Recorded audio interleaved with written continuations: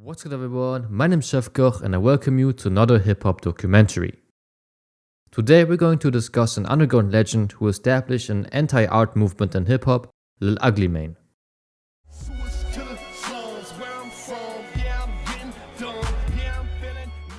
Before the documentary begins, a quick disclaimer: this video includes themes like suicide and depression, so if you're not comfortable with those topics, it's probably better to click off. I also want to give a shout out to Saidi for helping to make the script. Next to that, this video is a collaboration with Logout, so if you speak German and like high quality content about hip hop and rap culture, for sure check his channel out, he really deserves more subscribers. And with that out of the way, let's jump right into the documentary.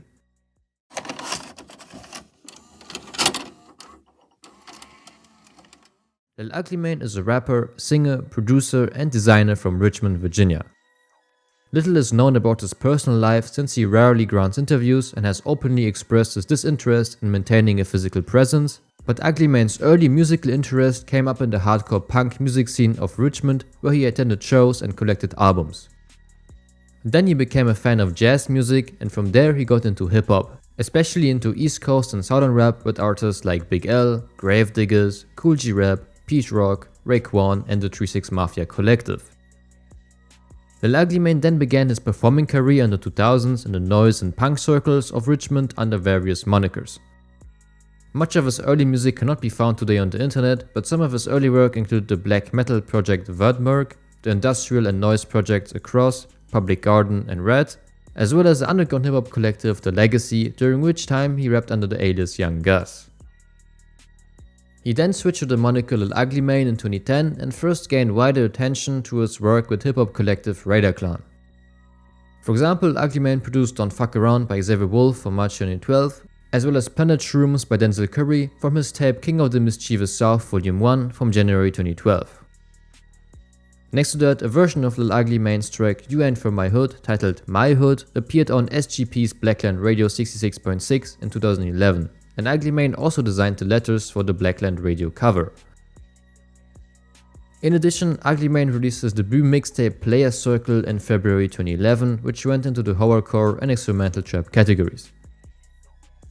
What instantly was special about Ugly's music was that he produced all of his own beats, under the alias Sean Kemp, and he already had a very special relationship to art itself. The cover of Player Circle featured an image of Günter Bruce, an Austrian artist who co-founded Viennese Actionism, an art movement which rejected the commodification and ego of art, favoring instead the process of creation and its transgressive qualities. So in Play Circle we can already witness a reoccurring theme in Ugly's discography, the anti-art approach to music. Lil Ugly Mane then gained his first national buzz with the release of his debut album Mr. Thug Isolation in February 2012.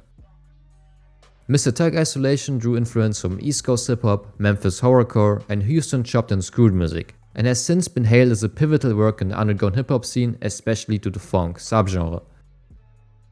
Despite the lack of promotion by Ugly Mane, the album gained attention primarily through word of mouth marketing and was praised by Odd Future members Tyler the Creator and Earl Sweatshirt. This is how Lil Ugly Mane, amongst his Raider Clan peers, was able to reignite interest in 90s Memphis horrorcore, a style long dismissed by mainstream audiences, but which would find great appeal in funk music in the mid-2010s. What Ugly Mane really liked about the OG Memphis scene was that it was the antithesis of everything happening on the radio, which of course spoke a lot to his punk roots. And Mr. Thug Isolation really is a masterpiece in my opinion. It again was entirely self-produced by Ugly Mane and FL Studio, and my favorite song in here has to be Twistin' with Denzel Curry.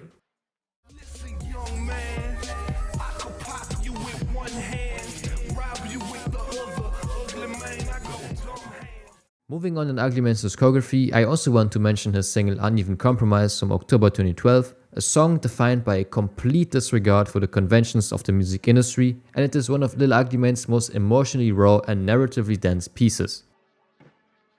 It is a very impressive song at almost 11 minutes long and with many golden era hip hop samples.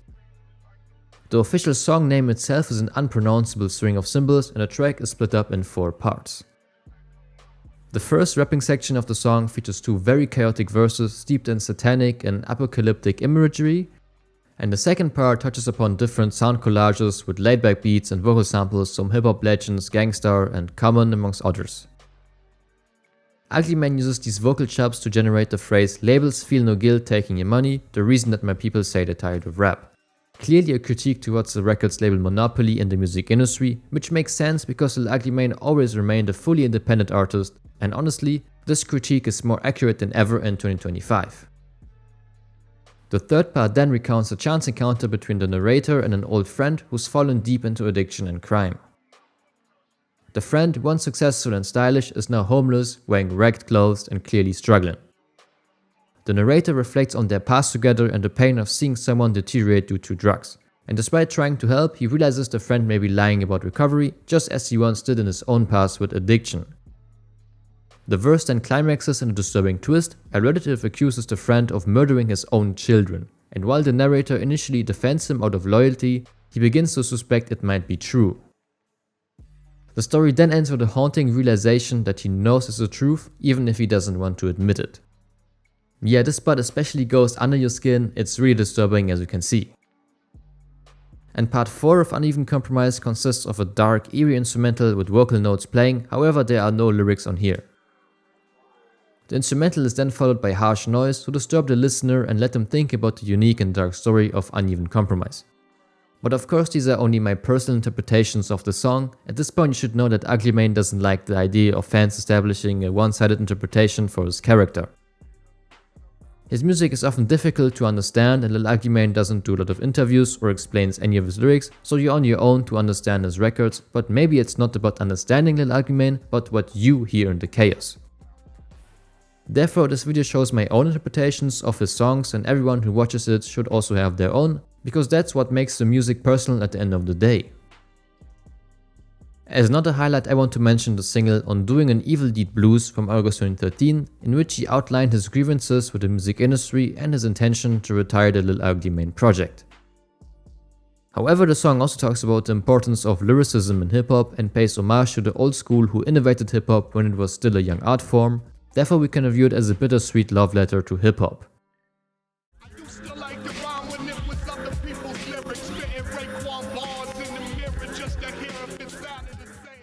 Lil Ugly Mane also raps artist imitation, creation is forever on this song, which clearly is another anti-art stance in the sense that art's value only lies in creation itself, not in how the world consumes it. Next to that I want to talk about the 3-sided tape trilogy, a compilation of songs that Ugly Mane either lost, didn't like, or that weren't received well when they were played for other artists, but that still deserve to be released publicly. Volume 1 and 2 of the series came out in 2013, and these tapes, which were recorded between 2008 and 2011, featured many different soundscapes, ranging from Japanese style pop to regular trap and instrumental hip hop. Volume 3 then came out 2 years later in April 2015 and featured songs that were recorded from 1999 to 2012, which mostly went into the grunge, black metal and noise genres. So Ugly Mane already proved on here that he didn't want to limit himself to just hip hop on one album, and again we can apply the anti-art stance on these tapes because they defy the album as polished product model and rather stood for process over finality.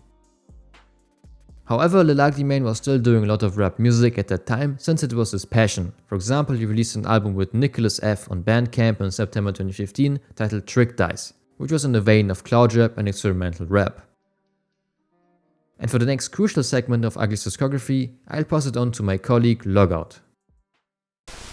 Hey everybody, my name's Logout and I'm here today to fulfill my duty as an internet music historian alongside Chefkoch, so continue to sit back and relax while I tell you something about 2 of Lil Ugly Mane's most intense records. First up, the album Oblivion Access, released in December of 2015.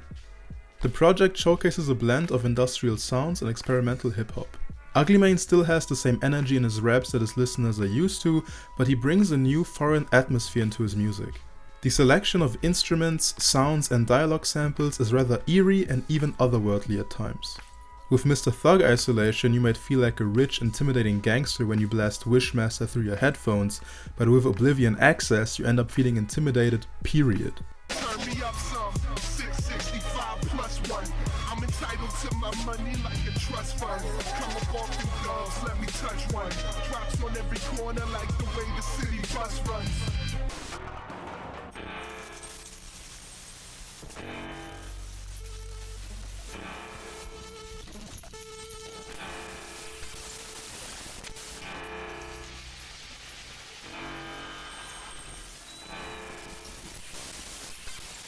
It was supposed to be Ugly Mane's last album release.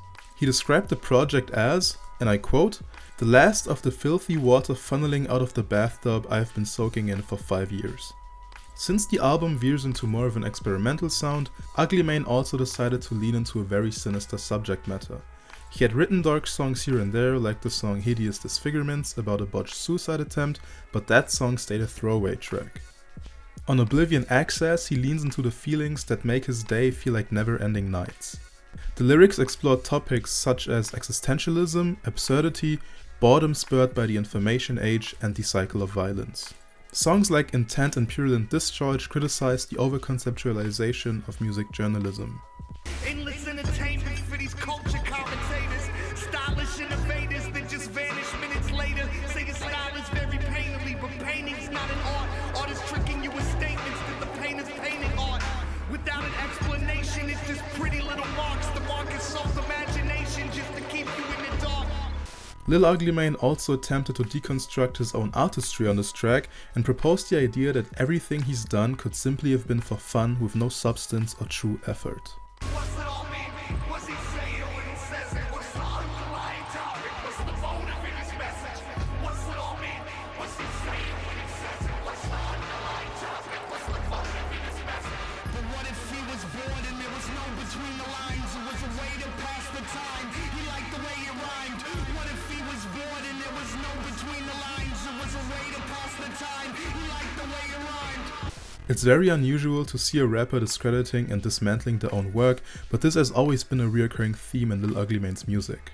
Maybe it's his approach to challenging the audience or to cope with the ambivalence he has towards his own art, but other artists like MF Doom or the painter Marcel Duchamp have done similarly in the past. Duchamp, for example, created anti-art pieces like the infamous Fountain/Urinal to challenge the idea of what art is even supposed to be. He dismissed traditional meaning and intention, much like Ugly Mane did when he suggested his work might mean nothing at all. But despite this anti-art approach, Oblivion Access actually feels like Ugly Mane's most polished record. It has specific fine art influences like on the track Persistence. The track sampled vocal snippets from an interview with Spanish surrealist painter Salvador Dalí, and the track can be described as an ode to Dalí's The Persistence of Memory, the piece that likely inspired this song.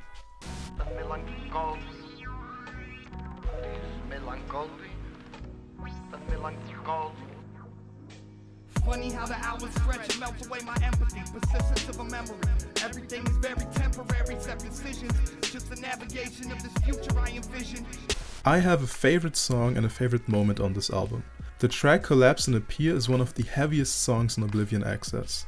The almost 7-minute long track starts off with an ambient instrumental that reminds me of something Blank Banshee would have produced back in the day.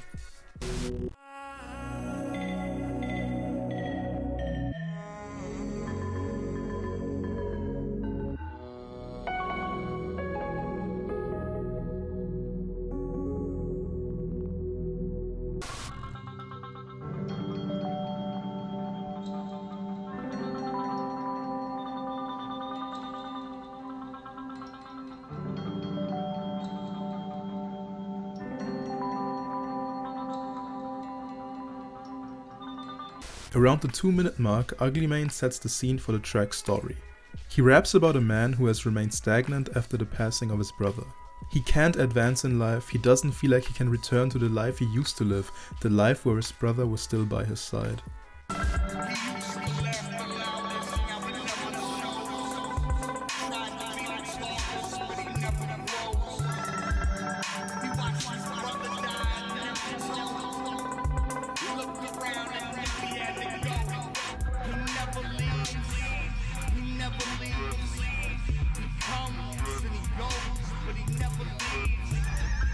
The man in question tells his own story via the use of a text-to-speech program. He addresses feelings of depression, disillusionment with his own self because he has become a shell of his former self. So much so that he doesn't even see himself as human anymore and refers to himself as a creature that scares everybody around him.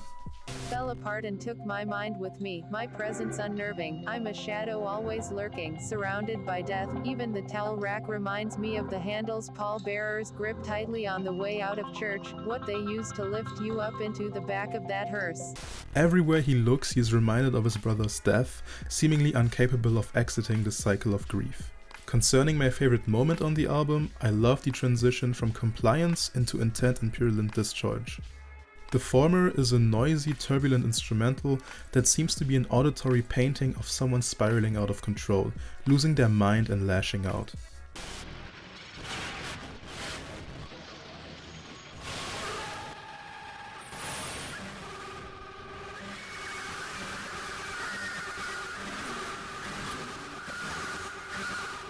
Then, Intent and Purulent Discharge starts with a sample from what I assume is an interview with a parent saying the following. That could be our teenager, that could be our kid doing that. How could that possibly happen? It's like Ugly Mane acknowledges that the erratic behavior he exuded as a teenager isn't an attitude to be proud of. That's why he juxtaposes it with a shocked parent reacting to a kid that resembles Ugly Mane. He knows his life was all over the place. Following the release of Oblivion Access, Ugly Mane wanted to resist the commodification of Lil Ugly Mane as a brand and started using other aliases for his releases. He adopted the alias of Bedwetter for the album Volume 1, Flick Your Tongue Against Your Teeth and Describe the Present, released in August of 2017. This project is, without a doubt, one of the darkest albums that have ever graced hip-hop. Ugly Mane described the record as a harsh critique of and response to the American healthcare system. He had previously admitted himself into a rehabilitation facility, but was discharged because, in his own words, he didn't want to kill himself or others. Meaning he wasn't in that much danger according to the facility. In the eyes of the system, him building up the courage and asking for help in a moment of clarity meant that he was safe enough to be on his own. Therefore, this album feels like Ugly Mane's personal therapy session and unfortunately yet another cry for help. I have a lot of respect for Ugly Mane because he doesn't shy away from touching on topics surrounding mental illness. Many people on this earth and many of his own fans deal with mental health issues on the daily and might feel seen when artists speak on these issues. They might feel less alone in this fight against their own mind. The track Man Wearing a Helmet, for example, is a deeply personal and traumatic song that retells the story of a boy's kidnapping. The twist is that at the end of the song it is revealed that the kidnapped boy is in fact the narrator. Break like nightlight, choking on his tear snot. Fear not, summarize a voice within an earshot. Muffled through the seat, stale smoke, he can hear Scott. Hearing singing, home is where the hatred is. Home is who they took him from, and he don't know who's taking him. Puffy eyes, piss pants, sore throat, scream like a whisper. Against the monsters in his crypt in his hidden jail. All this talk past, I'm too scared and I'm mad still. All these fucking years, I just don't remember. All this fucking time, I just don't remember. Did I lose my mind? I just don't remember. Did I die in my line? I just don't remember. It is a very common coping mechanism for people with deep traumas to block out details of the event that caused the trauma or to even forget the event in its entirety. Though it was never elaborated on if the story from Man Wearing a Helmet is anecdotal, I think I know what the song means to Ugly Mane. I believe that this song is a dramatized version of a reoccurring event in his life. As a child, he moved a lot with his parents and has lived in many different cities across the United States. Being forced to leave a place that you have grown accustomed to over and over again can be incredibly intense. He speaks on this on the song Haze of Interference. Bashful baby boy, so distracted by my toys. Rode a tractor from Wyoming to Chicago, Illinois. On a carpet of the 50 states, part of me disintegrates. The only thing I'm left with is the part I can't articulate. There he mentions that he was but a shy kid, too preoccupied with his cherished toys, just like the child on Man Wearing a Helmet. There the kid is holding on to his precious X-Men trading card, something that reminds him of his precious childhood that has been taken from him. X-Men hologram card that was in his coat. A single source of hope as they speeding up the road. He traded comics for it. He got a sleeve for his protection. He just glad he got it with him. It's his one possession. I think that Man Wearing a Helmet is a metaphor for the damage that has been dealt to Ugly Mane by always moving and never really having a home, a community, or a safe space. Lil Ugly Mane has shown an incredible evolution in his music and in his career, because whereas traditional hip-hop trajectories often display an ever-increasing amount of braggadocio, later Lil Ugly Mane projects did the complete opposite. thank you very much for watching my little segment, and a big thank you to Chefkoch for having me on here. If you happen to speak German and enjoy videos about hip-hop culture, I'd be happy if you checked out my YouTube channel. I hope you enjoy the rest of the video and continue to enhance your knowledge with Chefkoch. Peace. Continuing with Ugly's discography, we now enter a more inactive phase. Lil Ugly Mane greatly reduced his musical output between 2018 and 2021 and attributed this break to a need to discard creative ideas, likening the process to that of painter Francis Bacon. Still, in the late 2010s, Ugly Mane made a couple of beats for the Goth Boy clique under his alias Sean Camp, and from 2016 to 2018 he was in a rap trio with Vicky and Antoine called Secret Circle, but it disbanded due to Antoine's controversies. Next to that, he produced and was featured on the track Grim by Wiki in November 2019, on Flowers by producer Tony Seltzer from September 2021, as well as on Meteor Man by You Old Droog with Woody Woods in November 2021. Interestingly, Throw Them Guns by Lil Ugly Mane was also sampled by Billy Woods on Dark Woods back in March 2015, so Ugly for sure was a big influence on Billy. But despite announcing years earlier that Lil Ugly Mane had become a defunct project, he came back in October 2021 with Volcanic Bird Enemy and The Voice Concern, a record made mostly as an offering to Lil Ugly Mane's 10-year-old self. Volcanic Bird Enemy explored yet another entirely new sound that was especially unusual for the Lil Ugly Mane pseudonym, since the album was a mix of indie-tronica, shoegaze, neo-psychedelia and trip-hop. The samples were very old, partly dating all the way back to the 50s, but his lyrics remained depressive and pessimistic. And the animatronics on the album cover represented Lil Ugly Mane's diverse hobbies and interests. Apparently, he's really into animatronics and wanted to incorporate them into his music. That's why he has those figures at his live shows on stage sometimes. But with that, we covered our highlights of his discography, so now let's deconstruct Lil Ugly Mane's unique approach to music as well as his impact on hip-hop. First of all, Ugly Mane self-distributes all of his music and he's fully independent, representing a clear resistance to artistic commodification. Therefore, he has a lot of creative freedom, which maybe stems from his deep roots in punk culture. In addition, he chooses not to be active on social media and he has 0 official music videos out, therefore he is an actual anomaly and enigma in this overly public rap game. And next to his music career, Lil Ugly Mane also is a graphic designer since he created all of his own album artworks, so he's a very versatile artist as well.